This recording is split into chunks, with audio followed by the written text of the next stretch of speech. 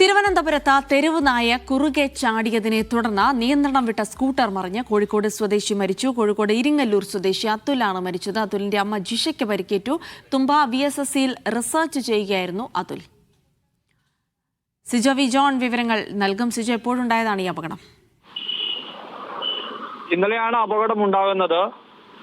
ഈ തിരുവനന്തപുരത്തെ VSSCയിൽ റിസർച്ച് ചെയ്യുന്ന ആളാണ് അതില് അമ്മയും കൂട്ടി യാത്ര ചെയ്യുന്നതിനിടെയാണ് അപകടം സംഭവിക്കുന്നത്.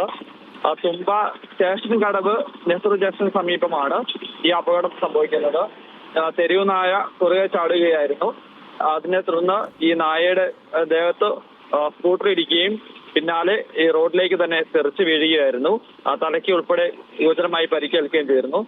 ഉടൻ തന്നെ ആ പ്രദേശത്തുണ്ടായിരുന്ന ആളുകൾ അതുലിനെയും അതോടൊപ്പം തന്നെ പരിക്കേറ്റ അമ്മ ജിഷയെയും ആശുപത്രിയിൽ പ്രവേശിപ്പിച്ചു. എന്നാൽ സ്വകാര്യ ആശുപത്രിയിൽ എത്തുന്നതിന് മുന്നേ അതുലിന്റെ മരണം സംഭവിച്ചുവെന്നാണ് ലഭിക്കുന്ന വിവരം. ശരി, സിജോ വി ജോൺ ആണ് വിവരങ്ങൾ നൽകിയത്.